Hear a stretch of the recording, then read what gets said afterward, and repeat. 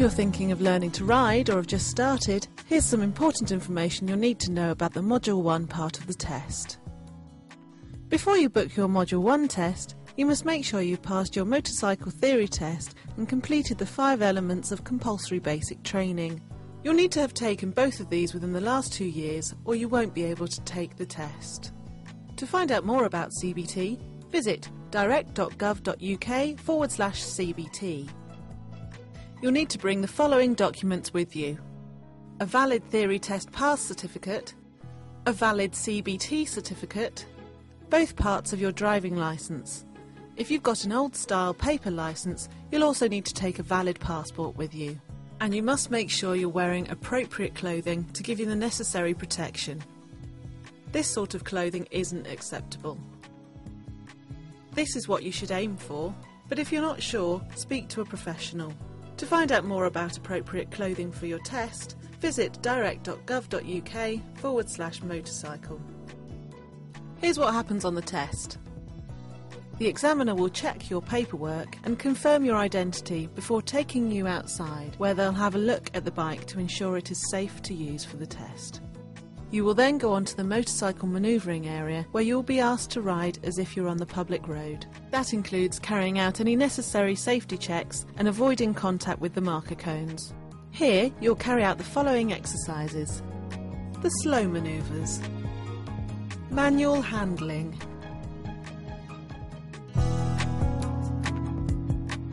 you'll be asked to park your bike forwards in either of the 2 bays marked by the green cones and place it on its stand.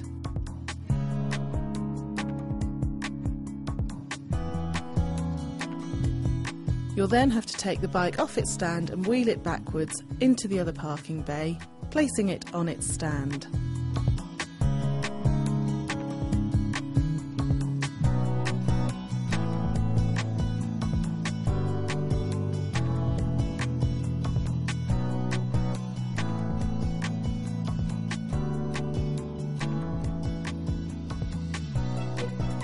Slalom and figure of 8.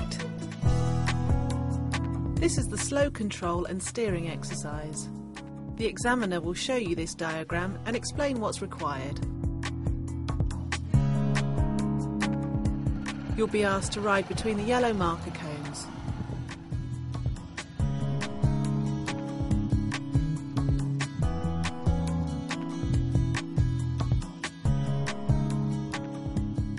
When you reach the 2 blue cones, ride in a figure of 8 for 2 complete circuits.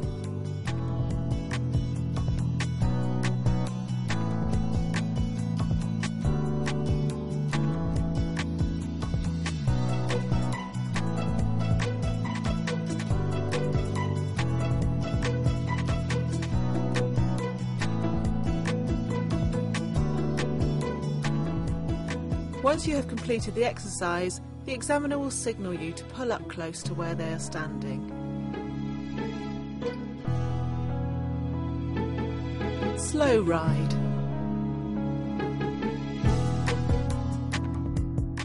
You'll be asked to demonstrate your ability to ride as in slow-moving traffic. Move off and ride slowly in a straight line, pulling up near the box formed by the blue marker cones, ready for the U-turn exercise.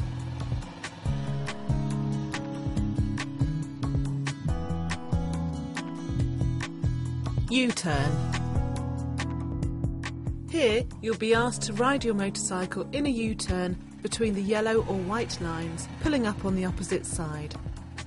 Remember to treat this as if it were a public highway.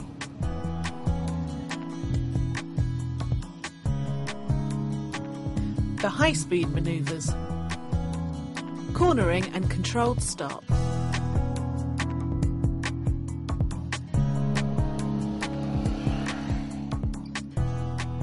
Enter and leave the bend between the red and blue marker cones. You should aim to achieve a speed of about 30 to 50 km per hour as you ride through the speed measuring device. Once you have passed the speed measuring device, brake to a normal stop, pulling up under full control. Your front wheel must be within the area formed by the 4 blue marker cones. Cornering and emergency stop. Enter and leave the bend between the red and blue marker cones. As you go round the bend, try and attain a minimum speed of 30 km an hour.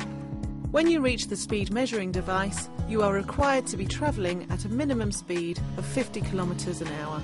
The examiner will signal for you to stop, as in an emergency. You need to stop as quickly and safely as possible wherever you are on the area. Cornering and hazard avoidance. Enter and leave the bend between the red and blue marker cones. As you go round the bend, try and attain a minimum speed of 30 km an hour. When you reach the speed measuring device, you are required to be travelling at a minimum speed of 50 km an hour before steering a course between the two blue marker cones, coming to a controlled stop. Make sure you stop between the final blue marker cones. This is the end of the high-speed manoeuvres. The examiner will ask you to switch off your bike and return to the test centre, where you will be given your result. You'll also be asked if you want your instructor with you for the debrief. Okay, Joel, well that's the end of the test. I'm pleased to tell you that you've passed. Yes. Well done. I have recorded a couple of rider faults here for your further development. Would you like me to go through them with you? Yes, please. Do you want your instructor to listen in to the debrief? Oh, yes, please. Okay.